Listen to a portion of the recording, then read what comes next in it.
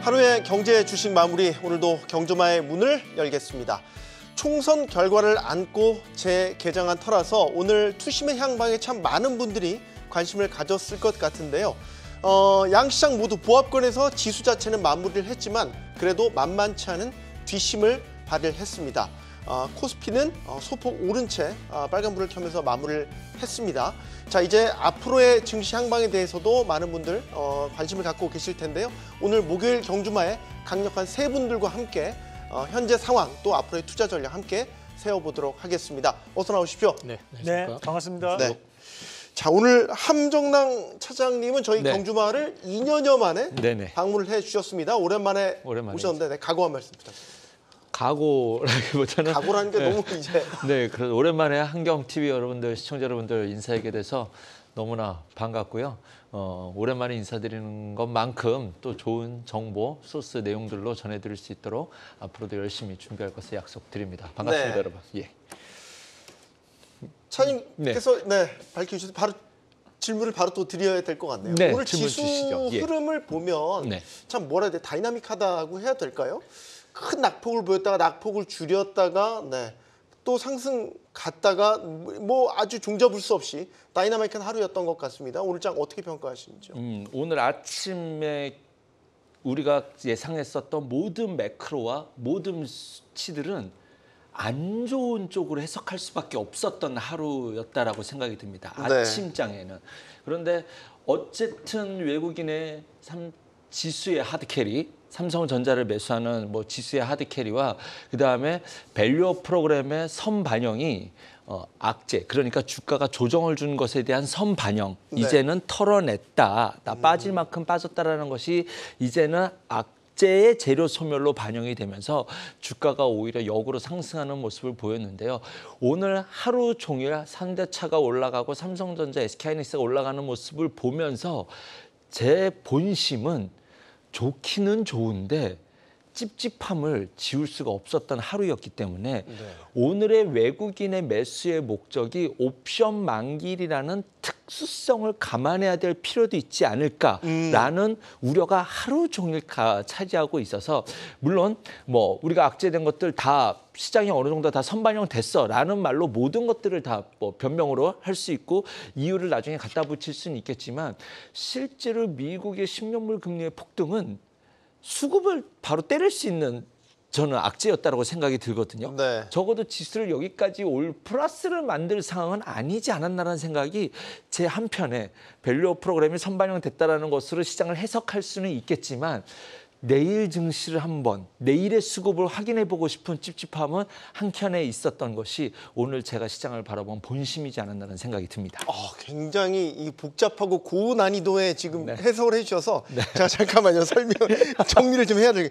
악재 재료 소멸은 분명히 맞아 보이는, 이건 굉장히 긍정적으로 볼 수 있는 건데 오늘 외국인의 수급이 많이 들어왔던 것에 대해서는 뭔가 찜찜한 한켠이 남는다. 그래서 내일장을 추가로 좀 봐야 되겠다. 그렇죠. 삼성전자가 올라온 것 이해가 되거든요. 그거는 삼성전자에 대해서 나는 방향성은 뚜렷해라는 것을 외국인이 의지로 보여주었는데 삼성전자가 오르고 다른 종목이 좀 빠진다, 이러한 것들은 익스큐즈가 되지만 기본적으로 지수 자체가 플러스 나면서 현대차도 올라가면서 이 지수는 흔들리지 않아라는 의지를 외국인이 보여주었는데 거기까지만 하시면 좋은데 여기까지만 하면 좋은데 이것이 옵션 만기일이라는 특수성, 내일 변심하면 어떡하지라는 우려가 있다라는 것을 다시 한번, 그래서 내일까지는 좀 지켜보자. 내일까지는 너무 오늘 하루 활짝 올라왔다고 해서 야 이제 됐다라는 그런 어떤 좀 기분 좋은 확신은 내일의 수급, 지수 자체보다는 외국인의 스탠스를 내일 하루 정도까지는 확인해 봐야 되지 않을까라는 생각이 드네요.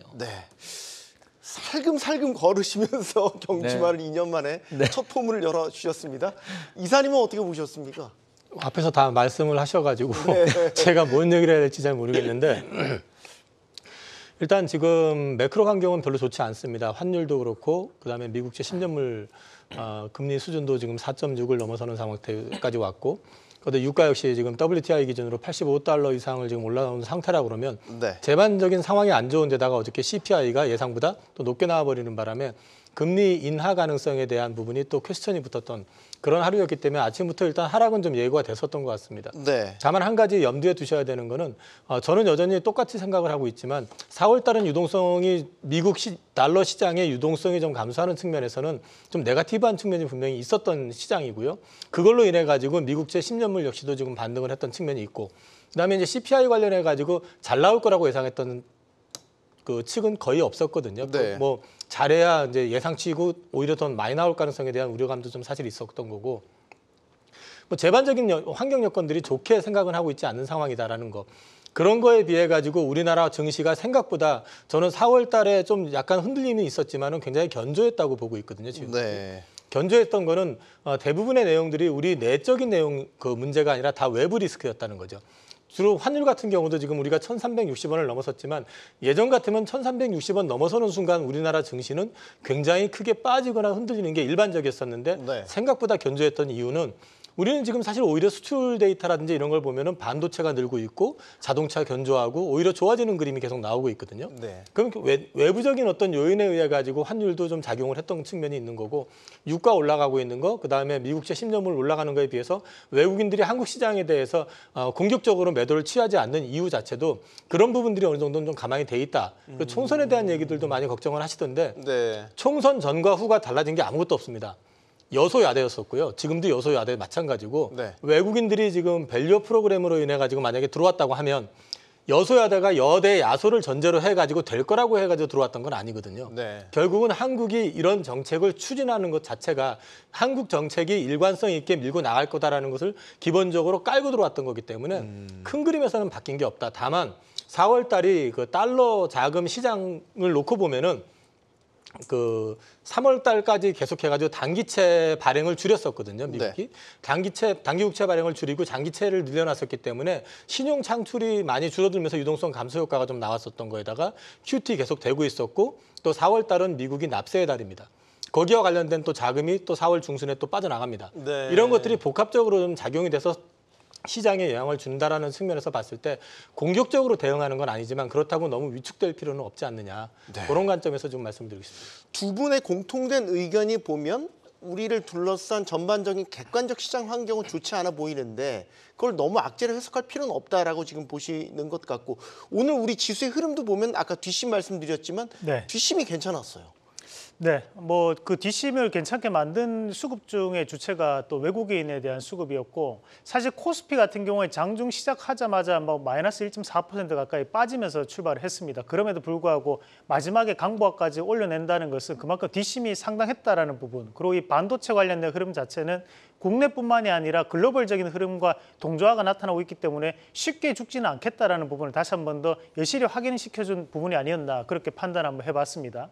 우리가 현재 외국인들에 대한 수급을 조금 더 의미적인 부분을 부여해서 본다면 네. 과거 2022년도 1월 27일까지 하락을 상당 부분 크게 나타냈었는데 그 하락이 나오면서 외국인들에 대한 투매 물량이 대부분 나타났었거든요. 근데 그 물량에 대한 부분을 현재는 소화를 하면서 올라왔던 과정들이기 때문에 현재에 대한 외국인들에 대한 매수는 결국 물량 소화에 대한 과정으로 저는 판단을 하고 있고 마찬가지로 이제 삼성전자에 대한 의미에서도 보더라도 과거에도 이런 85,000원짜리에 대한 돌파가 대단히 힘든 구간이 존재를 했었습니다. 근데 이번에 그런 85,000원 밴드까지 다시 한 번 더 외국인에 대한 수급으로 올라왔다는 것은 이번에는 이 85,000원 밴드에 대한 부분을 물량 소화 이후에 어떻게 해서 추세 상승으로 연결해내겠다라는 그런 의지로 저는 한번 추정을 한번 해봤습니다. 그래서 우리가 이제 간밤에 CPI는 상당히 부정적인 부분으로 나타났었지만 사실 유가에 대한 상승이라든지 원자재 가격에 대한 최근 상승을 본다면 우리가 어느 정도 시장의 예상치를 상회할 것이라고 전망을 좀 했던 부분도 있거든요.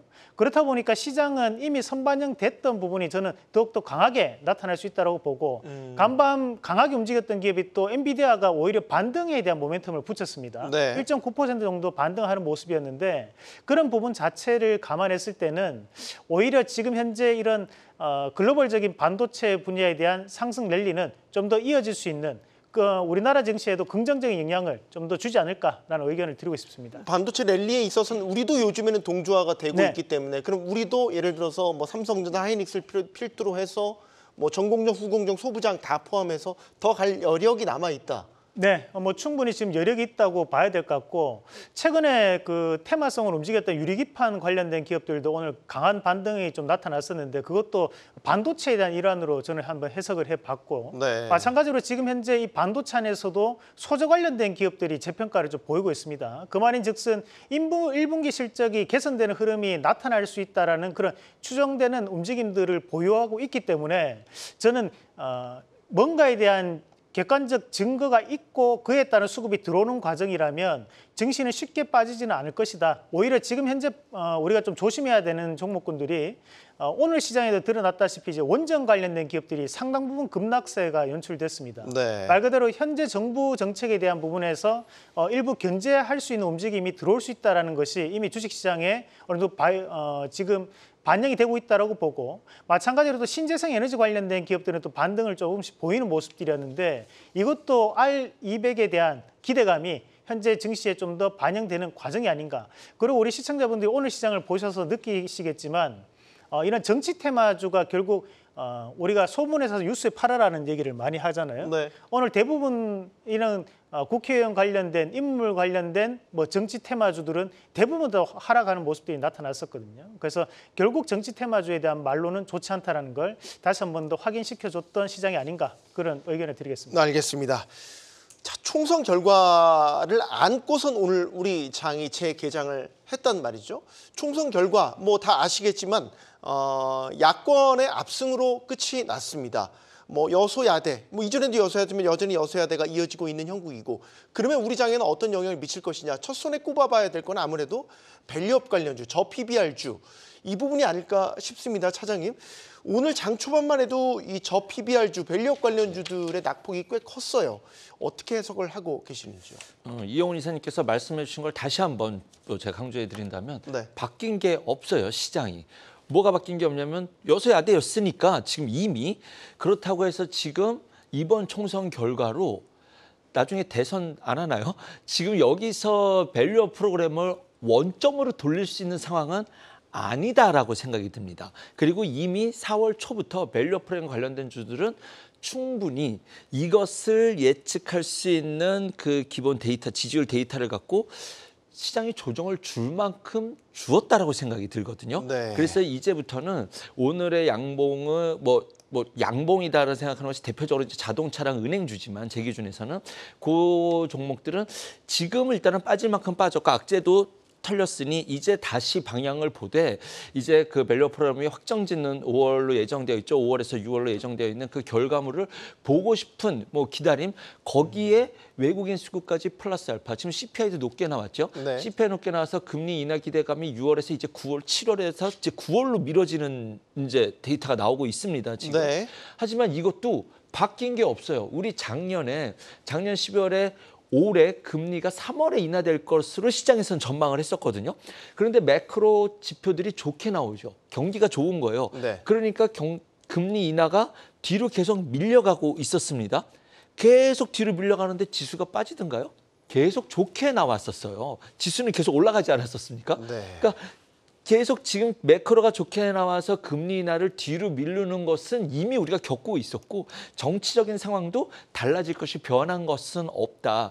이것을 조정의 빌미로 써먹느냐 안 써먹느냐가 관건이었는데 생각보다는 시장이 뭐 조정 정도로서의 빌미로서는 써먹는데 시장의 방향이 바뀌고 부러지는 이슈는 아니다라는 것이 지금의 오늘 시장까지의 뭐 대응 전략으로 짠다는 것에 대한 결론이지 않을까 생각이 드네요. 이사님께 질문을 드리고 싶은 거는 여소야대 바뀐 게 없다라고 말씀하시는데 이제 오늘 나왔던 여러 우려 중에 하나는 밸류업의 동력이 좀 약해지지 않을까. 예를 들어서 밸류업의 인센티브를 제공했던 법인세에 대한 혜택 부분이라든지 이런 것들이 이제 법인세 깎아주는 거에 대해서 부정적인 민주당이 이제 다수당으로 뭐 지위를 공고히 했기 때문에 이런 부분들이 후퇴하지 않을까 걱정을 하는. 제가 역으로 앵커님께 여쭤보고 싶은 네. 게 그러면은 그 이전에 총선 전에 네. 그 여소야대 환경 하에서 그게 쉽게 넘어갈 거라고 생각을 해가지고 좀 투자가 들어왔을까요? 이건 한번 제가 설문조사 한번 해봐야겠는데요. 제가 지금 드리고 싶은 말씀은 뭐냐면요. 정부에서 지금 정책적으로 세제 개편에 대한 걸 가지고 이제 내밀면서 이제 소위 밸류업 프로그램의 주 메인 아이템으로 제시를 했지만 네. 이거는 지금 아직까지 합의된 거는 아니에요. 근데 대부분이 잘 모르시고 계시는 게 밸류업 프로그램을 지금 여당만 지금 이번에 총선에서 내세우고 공약으로 했다고 생각을 하시는데 민주당에서도 역시 10대 공약 가운데서 그 지수 5천을 위한 코스피 밸류업 5천 포인트. 그렇죠. 네. 거기에 필요한 밸류업 프로그램에 대해서 제시를 한다. 그다음에 개혁신당인가요? 거기도 보니까 제가 그 정책 공약집을 보니까 한 10개 정도가 나와 있어요. 네. 뭐 예를 들어 가지고 자사주 소각에 대한 의무라든지 여러 가지 다 나왔는데 거의 대부분의 정당들이 밸류업과 관련된 부분은 관심이 있고 진행을 하겠다는 의사를 갖고 있습니다. 다만 포인트가 정부 여당은 지금 주 이슈가 세제 개편입니다. 배당 세금을 분리과세해 준다든지 아니면은 뭐 법인세를 갖다가 자사주 소각했을 때 차감을 해준다든지 뭐 이런 식의 어떤 세제 개편 쪽에 포인트가 있다고 한다면 지금 민주당 같은 경우는 포인트가 뭐에 있냐면은 상법 개정에 있고요. 네. 그다음에 이제 대주주의 어떤 권한이나 이런 지위 남용을 갖다가 좀 억제하는 쪽에 들어가 있습니다. 네. 그러면 결과적으로 어느 방향을 더 포커싱을 할지 모르겠지만은 결국 밸류업이라고 하는 게 여당이나 야당이나 어떤 당의 이해관계에 의해서 진행이 되는 게 아니고 이건 이미 국가의 어떤 약속이 돼버린 상태예요.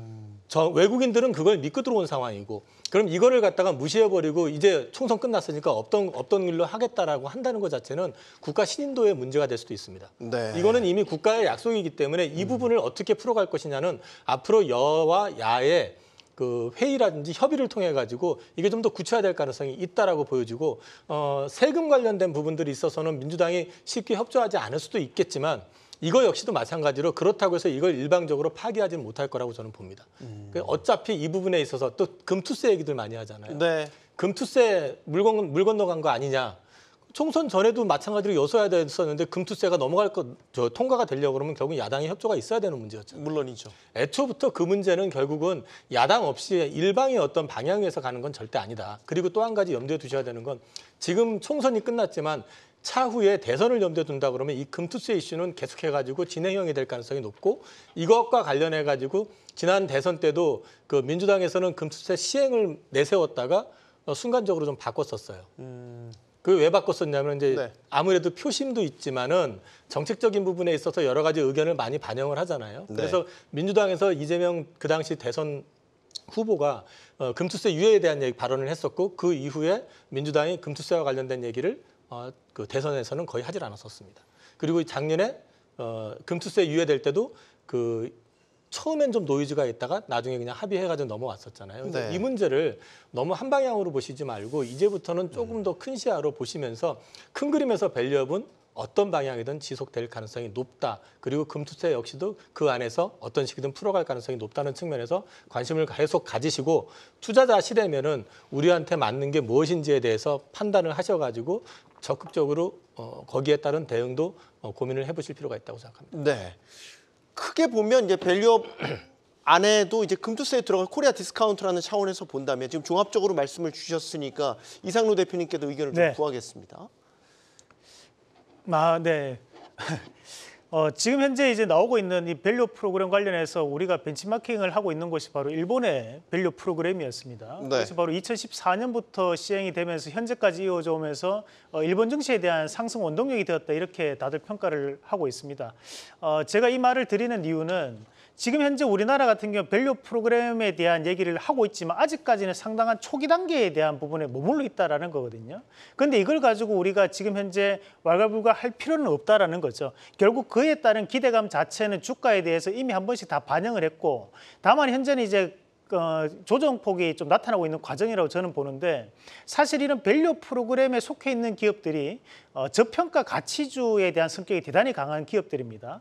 그렇다 보니까 이런 밸류업 이슈가 없었을 때는 주가에 대한 변동폭 자체가 뭐 하루에도 1, 2% 변동폭이 지나지 않은 부분들이 컸고 다만 이런 밸류업 프로그램에 대한 이슈가 나오고 난 다음에 변동폭이 뭐 5에서 10%까지 하루에 변동폭이 상당히 커지는 모습들이 나타났었는데 그런 부분 자체를 감안해서 보면 아직까지는 이런 밸류업 프로그램을 하겠다라고 얘기하고 난 다음에 주가에 대한 부분은 그 시점에 대한 가격대는 깨지 않았다라는 부분에 저는 좀 더 의미를 둬야 된다고 보거든요. 네. 그럼 현재 나오고 있는 이 과세에 대한 부분이나 또는 세제 개편에 대한 부분은 앞으로 우리가 추가적으로 얘기를 하고 의논을 해야 될 부분이지 이거를 우리가 투자자 입장에서 미리 단정지어서 민주당이 다수당이 또 다시 한번 됐으니까 지금부터 이런 세금 관련된 얘기가 또 다시 나올 거야. 그렇게 예단할 필요는 없다고 봅니다. 네. 결국에는 우리가 모두 다 증시에 대한 부양을 시키겠다는 의지는 뭐 공통 야당이나 분모인 맞습니다. 거죠.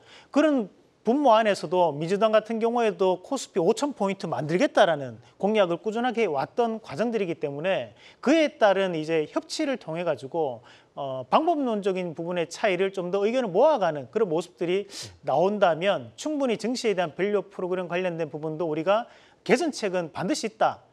그것이 바로 세제 개편으로 인한 개선책만을 얘기하는 것은 아니다라는 부분으로 여전히 우리 시청자분들한테는 충분히 긍정적인 관점으로 좀 해석을 해주시면 좋을 것 같습니다. 네. 그러니까 선거 결과가 이렇게 나왔다고 해서 마치 손바닥 뒤집듯이 그렇죠. 뭐 밸류업도 그렇고 금투세도 그렇고 다 철회되거나 이런 게 아니다라는 점을 분명히 하시는 거고 시대적인 어떤 흐름이라는 차원에서 본다면 결국 여든 야든 합의해 나가고 돌파구를 만들어낼 수 있는 과제다라고 보시는 것 같아요. 금투세 관련해서도 질문들이 지금 많이 나오고 있는데 결국 이게 금투세도 소득세법이 개정돼야 되는 문제이기도 하고 어떤 식으로 풀어낼지 모르겠지만 만약에 금투세가 잘 해결이 되지 않을 경우에는 개인의 수급 이탈 같은 것들이 우려되기 때문에 지금 계속 이야기들이 나오는 것 아니겠습니까? 수급 이탈도 수급 이탈이지만요. 일단 보셔야 되는 게 우리나라 증시 자체가 그 산업 구성을 놓고 보면은 대부분이 시클리컬입니다. 시클리컬 산업이 중점으로 되어 있다는 얘기는 그 산업의 사이클에 의해서 주가가 등락을 해왔다라는 얘기고요. 네. 그렇기 때문에 일관적으로 미국이라든지 선진국처럼 이 꾸준하게 증시가 우상향하는 그림이 아니라 굴곡을 상당히 많이 겪으면서 왔었던 겁니다. 오죽했으면 사실 2,000포인트 넘어가는데 걸렸던 시간을 한번 계산을 해보면 엄청나게 오랜 시간이 걸렸었잖아요. 네. 그리고 또 2,000에서 3,000 잠깐 올라갔다가 지금 다시 빠져가지고 지금 계속 기고 있지 않습니까? 근데 이런 부분들이 그 안정적인 수익을 주는 어떤 증시의 어떤 역할이라기보다는 증시의 어떤 변동폭이 큰 상태에서 또 한 가지 염두에 두셔야 되는 거는 우리나라 시장 자체가 이 금투세를 도입을 했을 때 우리 주변에서 우리하고 경제적인 어떤 규모라든지 아니면 위상이 또는 경제의 어떤 구조 자체가 비슷한 국가 중에 하나가 타이완인데 네. 타이완 같은 경우는 금투세 도입하고 40%가 주가가 폭락했던 경험이 있었죠. 예. 그리고 우리가 자꾸 일본을 얘기하는데 일본하고 사실 우리나라를 놓고 객관화시켜서 본다 그러면 경제 규모 자체는 사실 비교가 대상이 될 수가 없고요. 네. 또 한 가지는 일본 역시 마찬가지로 그 도입을 하면서 엄청난 난관에 빠져가지고 고생을 했었던 전례가 있습니다. 그러면 우리가 지금 그 증시 자체가 그 뭐라 그러죠? 수급이 내수적인 어떤 측면이 탄탄해가지고 충분히 그걸 받쳐가면서 증시를 밸류업을 시킬 수 있는 그 자금을 지금 시장 내에서 충분히 갖고 있느냐라는 논리를 얘기를 하게 되면은 그것도 또 아니잖아요. 네. 그러면 이런 부분들을 갖다가 섣불리 결정을 해버리게 되면은 결국 증시가 시클리컬에 의해서 잠시 좋을 때는 세금을 내버리고 증시가 빠져가지고 모두가 손실 구간에 있을 때는 또 세금을 안 내고 세금은 안 내지만은 손실은 또 그대로 넘어가 버리는. 그럼 결국은 좋을 때는 항상 세금을 내게 돼 버리는 그런 또 악순환이 나올 수도 있거든요. 네.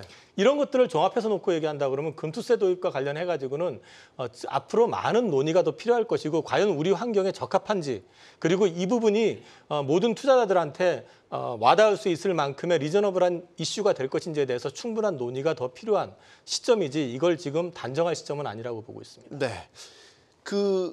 제 밸류업과 관련돼서도 이제 여러 주목을 받았던 업종들 최근에 근데 좀 조정을 받는 업종들이 많이 나타나고 있어서 그러면 앞으로 밸류업 관련된 종목들을 볼 때는 어떤 업종을 좀 선호하시는지도 의견을 좀 구하고 싶네요. 뭐 오늘 시장에서 증명을 해 보이지 않았나라는 자동차 생각이 듭니다. 말씀하시는 겁니까? 네, 그렇습니다. 자동차를 가장 앞단에 우선적으로 볼 수 있을 것 같고요. 그것이 아니더라도 일단은 자동차에 대한 신뢰가 조금 있다라는 것을 전제로 들어주시면 밸류업을 제외하고라서라도 그 다음 단에 있는 것이 은행이고 그 다음 단에 있는 것이 이제 일단 자동차라는 것은 성장 밸류를 같이 가고 있고 네. 지금 우리나라가 저는 이제 비교해야 될 것이 도요타라고 생각이 드는데 도요타는 PER 배수가 12배 이제 11배 조금 넘죠. 근데 한국 현대기아차는 지금 6배가 안 될 수 있기 때문에 늘 절반 정도 밸류밖에 못 받고 있습니다. 그런데 네. 여기서 제가 이거 쌉니다. 우리가 토요타한테 밀릴 하이브리드 전쟁에서 저는 싸울 수 있는 수준까지 현대기아차가 왔다라고 저는 생각을 하기 때문에 이거는 사람마다 개인차가 있겠지만 뭐 그것을 차치하고서라도 PER 이렇게 퍼포먼스를 글로벌 수출 실적 퍼포먼스를 보여주고 있는데 지금 가격 자체가 PER 6배 이하라는 것이 비싸다라고 접근할 수는 없을 것 같아요. 네. 그런 관점 속에서 앞으로 하이브리드로서 그리고 지금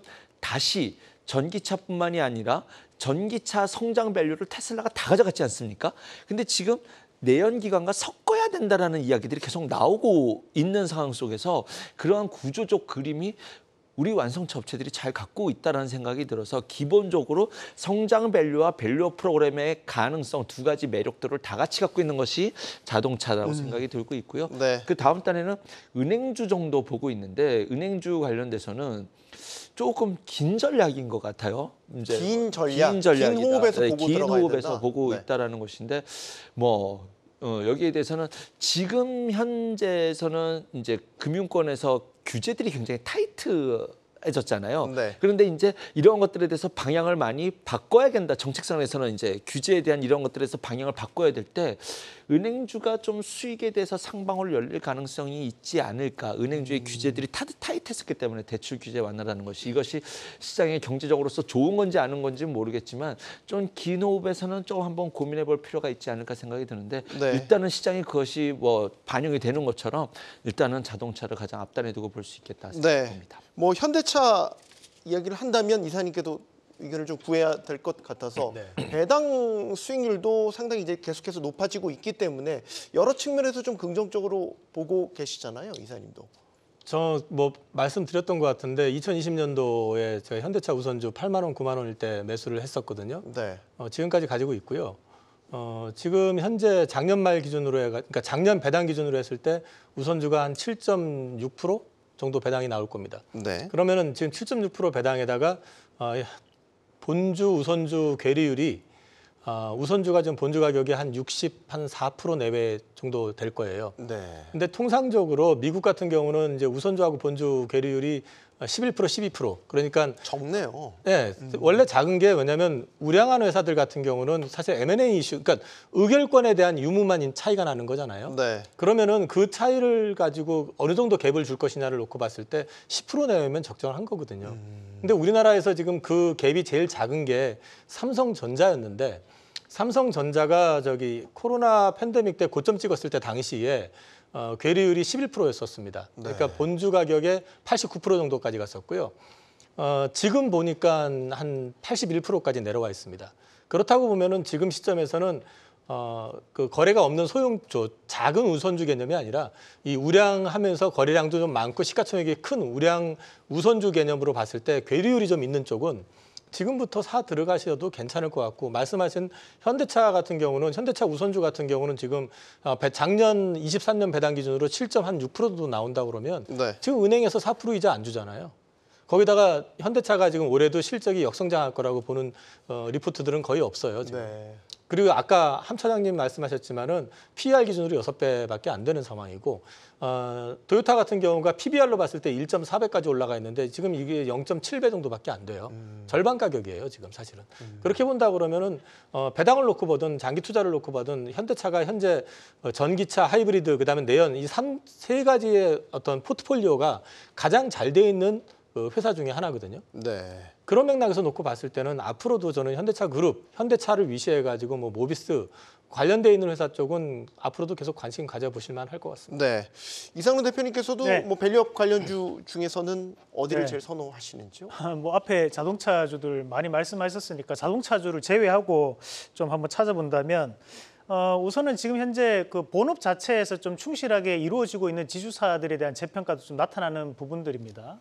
뭐 예를 들면 우리가 반도체 안에서도 이제 지주사에 대한 모멘텀을 가지고 있는 기업들이 존재합니다. 뭐 PSK 홀딩스라든지 뭐 솔블렌 홀딩스 같은 기업들 이런 지주사에 대한 모멘텀도 저는 재평가를 충분히 받을 수 있다고 보고 지금 보면 이제 손해보험사 관련된 기업들에 대한 부분에서도 충분히 이제 재평가를 좀 받을 수 있는 요건이라 보는데 뭐 민간보험으로에 대한 지금 민간보험에 대한 부분 자체를 계속적으로 좀 범위를 확장시키고자 하는 현재 정부에 대한 움직임들이 존재하고 있기 때문에 그에 따른 부분에서도 충분한 모멘텀에 대한 부분으로 좀 해석할 수 있지 않을까라고 좀 판단을 한번 해봤습니다. 그래서 우리가 이런 지주사에 대한 부분이나 또는 손해보험사에 대한 부분을 선택을 하실 때도 우리가 일단 대주주에 대한 비중이 좀 큰 기업들이 좋겠죠. 그러면 뭐 예를 들면 대주주에 대한 지분율이 약 30% 이상은 잡히는 기업들이 저는 긍정적인 모멘텀을 좀 보일 수 있다고 보고, 추가적으로 본다면 이제 국민연금공단에 대한 지분율이 들어와 있는 기업, 최소 5% 이상에 대한 부분이 들어와 있어줘야지만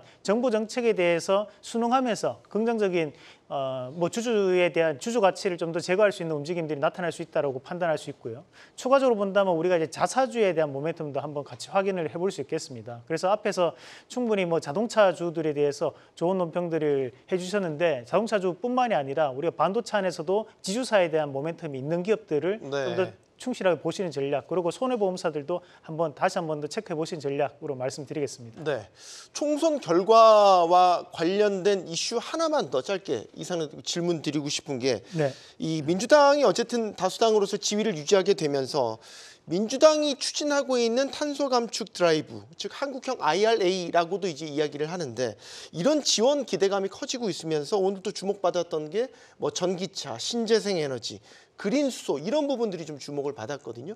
이 부분에 대한 좀 해석도 부탁드립니다.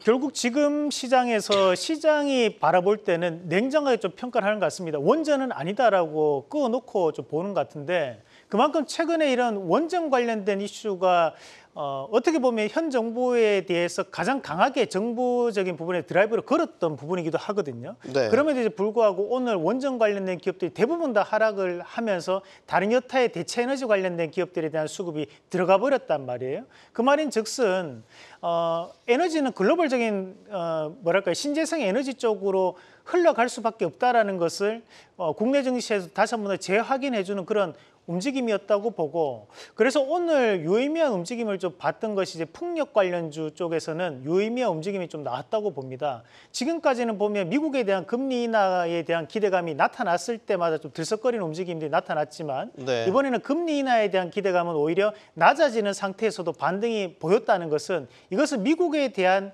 어느 정도 간접적인 수혜를 보는 부분이 아니라 국내 증시에서에 대한 독자적인 움직임이 나타났던 구간이다 보니까, 저는 이런 신재생 에너지 관련된 부분은 충분히 현재도 저가 권역에 놓여 있는 상황이고, 특히 수소라든지 아니면 앞서 말씀하셨던 것처럼 풍력이나 태양광 관련된 기업들은 여전히 저가 권역이 있기 때문에 지금은 가격적인 부분에서도 좀 더 우리가 트레이딩 관점으로도 접근할 수 있는 자리가 아닌가라는 말씀을 좀 드리고 싶습니다. 네, 사실 이 신재생 에너지, 그린 에너지와 관련돼서는 이제 미국 대선의 결과와도 같이 연관해서 생각할 수밖에 없죠. 뭐 트럼프도 워낙 강경하게 색깔이 뚜렷하기 때문에 말이죠. 근데 지금 어쨌든 미국도 본격적인 대선 가도에 들어서게 되면 이런 거 관련된 이슈들이 계속해서 우리 시장까지 자극할 여지가 충분히 있다고 봐야 되지 않겠습니까? 뭐 당연히 그렇게 보셔야 되는데, 과거 트럼프 집권 시에도 보면은 그 그린 에너지 섹터는 오히려 투자가 줄질 않았었어요. 지금 현재 보면은 그 글로벌하게 가장 큰 문제가 제기가 되고 있는 건 전력난입니다. 전력난이고 여기에 덧붙여가지고 아리백이라고 하는 이제 프로그램이 있잖아요. 이거는 이제 탄소 배출을 제로로 만들어가지고 그 전력을 이용을 해가지고 물건을 만들어라는 요구인데, 이거 관련해가지고 지금 실제로 아마존이라든지 애플이라든지 그 폭스바겐이라든지 이런 쪽에서는 이미 부품 회사들한테 그걸 요구하기 시작했거든요. 그러면 이게 지금 일회성인 게 아니라 앞으로 지속될 가능성이 높고, 정권이 바뀐다 하더라도 이 전력난 때문에라도 그쪽은 계속 갈 수밖에 없는 상황이고, 이런 맥락을 놓고 본다 그러면 앞으로 이쪽 시장이 그거에 의한 노이즈보다는 오히려 저는 지금 금리에 대한 노이즈 때문에 사실은 작년에 그 미국 같은 경우는 특히 풍력 터빈 회사들이 많이 안 좋았었단 말이에요. 근데 이게 금리가 오히려 지금 발목을 잡고 있는 거지, 그 트럼프가 지금 발목을 잡고 있는 거라고 보고 있지는 않습니다. 오히려 금리가 떨어지지 않고 있는 이 상황이 그런 풍력 관련주들한테 파이낸싱 문제가 계속 보통 이제 불거질 수 있다. 풍력 단지를 조성을 하게 될 때 들어가는 돈이 우리나라 돈으로 하면 몇조 단위, 몇십조 단위가 들어가거든요. 그럼 이거를 현금을 넣고서 시작을 하는 게 아니라 파이낸싱을 일으켜서 시작을 한단 말이에요. 근데 이게 금리가 한참 높이 올라갈 때 막 뭐 지금 기준금리가 5.5라고 한다면은 그 시중에서 그 대출을 받게 되는 7%대 이렇게 받잖아요. 8%대. 그러면 결국엔 그거를 받아가지고 나중에 그 단지를 조성을 해가지고 전력을 생산을 했을 때 얻어낼 수 있는 개인하고 이제 비교를 해봐야 되는데 만만치가 않거든요. 그래서 그것 때문에 작년에 취소가 된 그 프로젝트들이 많았었어요. 네. 그랬기 때문에 작년 하반기에 뭐 어디가 취소했다 해서 그것 때문에 풍력 주식들 폭락하고 이런 것들이 반복이 됐는데 오히려 지금부터는 사실 이 금리가 계속 이렇게 간다 그러면 사실 또 마찬가지로 가능성은 충분한데도 비해서 이게 이제 프로젝트 진행이 또 오히려 더뎌지거나 네. 또 뭉개지는 그런 상황이 날 수도 있기 때문에 오히려 변수는 트럼프가 아니라 저는 금리라고 보고 있습니다. 네. 이게 네, 실제로 미국 내에서도 현재 대선에 대한 계속 경쟁 관계를 보이고 있는 모습인데도 불구하고 최근 보면 이제 바이든에 대한 지지율이 조금씩 올라가는 경향들이 좀 보이면서 지금 현재 트럼프의 같은 경우에도 이런 신재생 에너지 관련돼서 부정적인 얘기를 하고 있지는 않습니다. 그 말은 뭐냐면 지금 전기차 관련해서는 내연기관으로 바꿔야지만 우리가 일자리가 더 늘어납니다라는 얘기는 하고 있지만 실제 이제 신재생 에너지를 건들지 않고 오히려 고용에 대해서 효과가 나타날 수 있다라는 얘기를 뉘앙스를 던지고 있는 것도 보면 이제 경합 지역이라 볼 수 있는 뭐 애리조나라든지 미시간이나 펜실베니아 그리고 지금 현재 조지아 같은 경우에는 이런 IRA 관해서 가장 큰 혜택을 보는 지역들이거든요. 그런 스윙보터 지역을 잡아야 되는 것도 바로 이 트럼프에 대한 이제 필승 전략이기 때문에 쉽게 이런 IRA 관련된 이런 신재생 에너지를 건드리기엔 대단히 힘든 과정이라는 거죠. 실제 미국 내에서 이런 IRA에 대한 혜택으로 가장 많은 일자리를 받을 수 있는 주를 골랐을 때 텍사스주가 가장 첫 번째로 뽑히는데 이 텍사스주가 이런 공화당의 텃밭입니다. 그렇다 보니까 쉽게 얘기를 꺼내지 못하는 부분도 존재를 한다는 거고 이런 부분이 이제 미국 내에서도 보면 우리나라의 전력 설비 관련된 기업들이 대부분 다 북미향 매출이 현재 상당히 잡히고 있는 것이 미국 내에서도 이런 신재생 에너지 관련된 인프라에 대한 부분이 국내 증시에도 긍정적 효과를 미치고 있기 때문에 이 부분에 대한 전략적인 뭐랄까 이제 변경은 현실적으로는 대단히 어렵다. 네. 그거는 쉽게 꺼낼 수 있는 얘기는 아닐 것이라고 저는 봅니다. 트럼프여도 네. 어렵다. 네, 맞습니다. 일단은 트럼프가 당선이 돼야 되기 때문에 네. 그런 스윙보터 지역을 본인이 차지하기 위해서라도 그런 예민한 일자리에 대한 얘기는 쉽게 꺼내지 않을 거라고 저는 판단합니다. 네. 네, 친환경과 관련돼서 반도체에서 트레이딩 하시면서 수익 난 걸로 모아가기 최적화되어 있는 자리가 지금 태양광 풍력이지 않나라는 생각이 듭니다. 아까 말씀하신 금리가 네. 핵심 변수입니다. 핵심 변수. 예. 금리가 꺾였을 때 꺾인다라고 금리 인하한다라고 했었을 때 CS 윈드가 한 12% 상승했던 적이 있었어요. 금리를 가장 예민하게 보고 있다는 것이 이쪽 섹터거든요. 네. 그러면 저는 앞으로는 이제 금리가 다시 뒤로 밀렸잖아요. 예. 지금은 이제 인공지능과 관련돼서 다양한 이제 반도체 이쪽에 주도주를 갖고 있지만 서서히 금리 인하가 시작되면 서서히 색깔이 바뀌게 될 텐데 네. 거기서 서서히 두각을 나타낼 수 있는 것이 에너지 쪽이다라고 보는 것은 앞으로 이제 우리가 글로벌이 다 각자 도생의 세상이 되지 않았습니까? 네. 이제 기름도 각자 이제 뭐 중국, 러시아, 그다음에 미국, 유럽이 분업됐잖아요. 그래서 각국이 생산 라인을 각자가 알아서 해야 됩니다. 중국산을 갖다 못 쓰는 눈치를 봐야 되는 세상이 된다라고 했었을 때 제품 가격, 국가 경쟁력이 에너지에서 나올 가능성이 매우 높다라고 생각이 들거든요. 네. 이 볼펜 한 자로 만들 때 얼마의 전력 비용으로 너가 그걸 생산 단가를 맞출 수 있는데라고 할 때 이쪽 신재생 거기에 이제 글로벌로 그 친환경과 관련된 규제들은 더 타이트하게 주는 환경이 만들어질 것이거든요.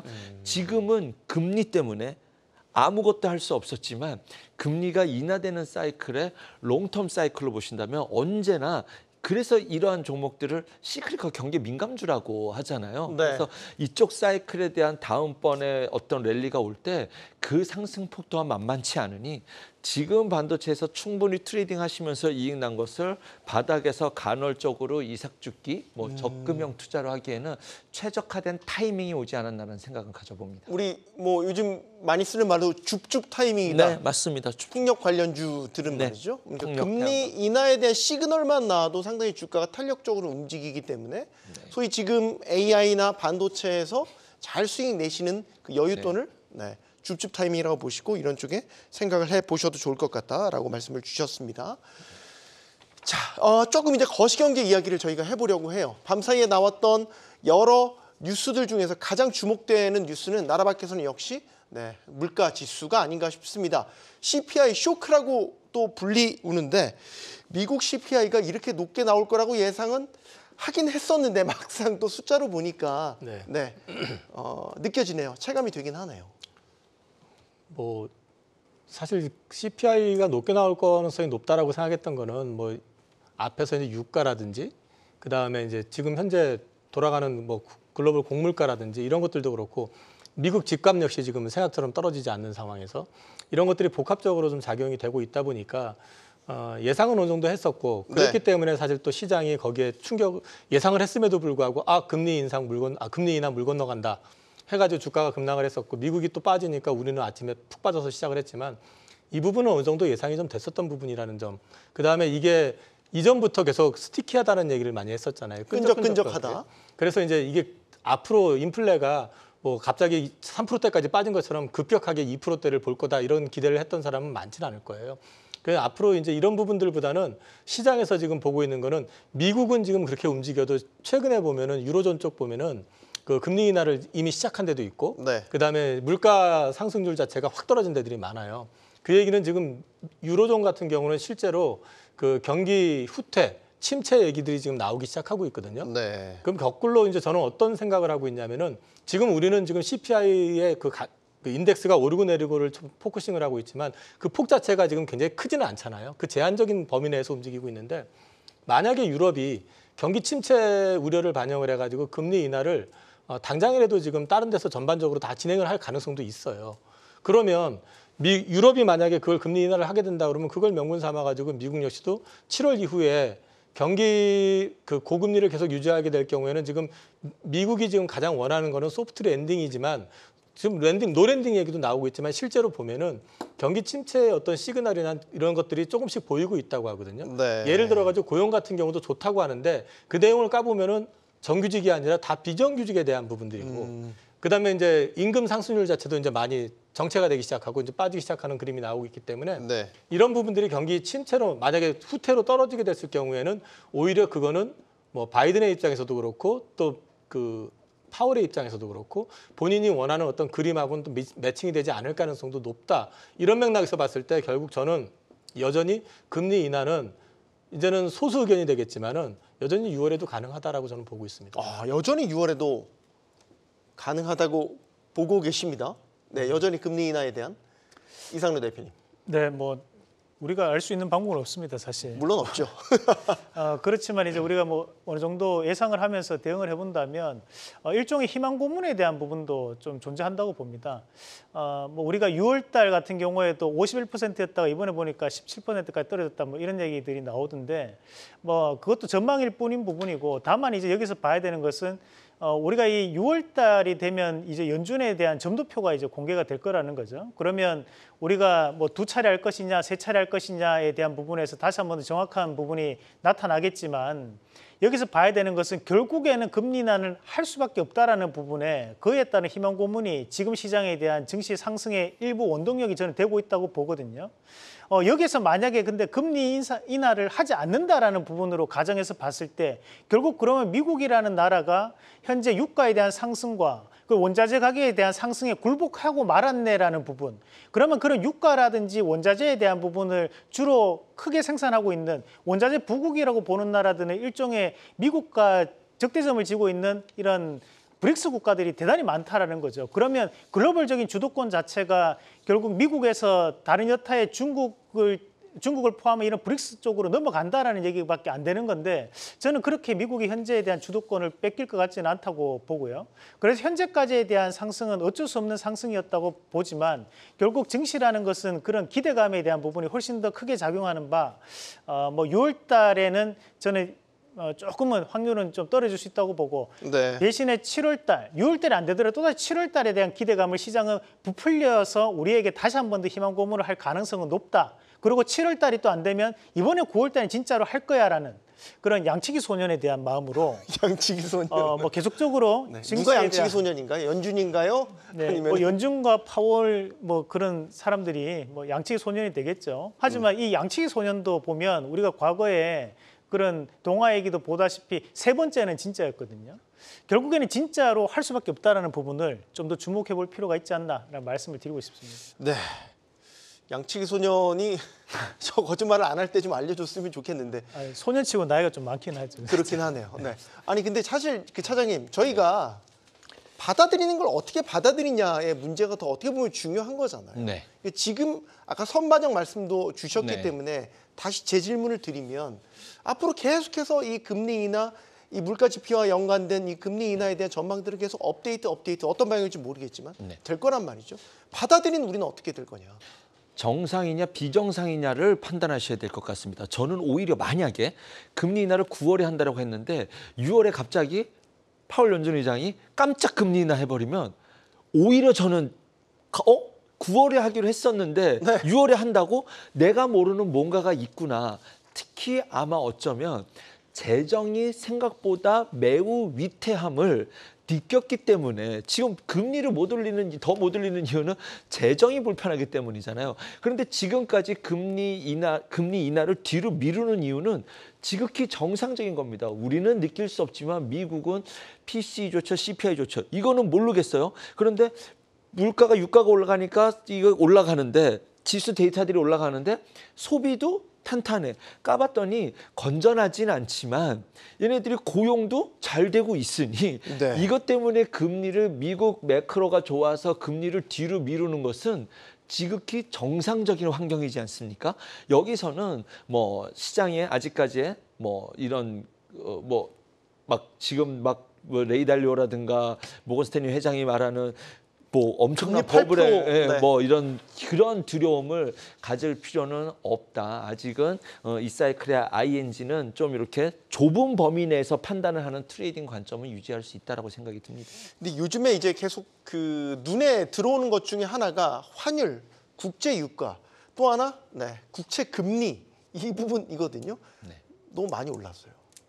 아까 말씀드렸지만은 그 매크로 환경 자체는 우리한테 별로 좋을 게 좋지는 없어요. 않아요. 네. 네, 좋지는 않은데 그 내용을 열어놓고 봤을 때 우리가 컨트롤할 수 있는 게 없고 대신에 그 우리에 의해서 문제가 파생이 돼가지고 원화가 지금 그런 약세를 보이는 게 아니라는 거죠. 그리고 우리의 거시적인 어떤 측면에서 봤을 때 우리의 어떤 펀더멘탈은 지금 수출 데이터가 굉장히 잘 나오고 있고 네. 우리 주력인 반도체 같은 경우는 지금 4월 10일까지 놓고 보면은 한 20% 이상 더 성장하는 그림이 나오고 있거든요. 네. 그리고 올 하반기는 저는 계속 말씀드리고 있는 것 중에 하나가 뭐냐면 레거시 쪽이 더 좋아진다.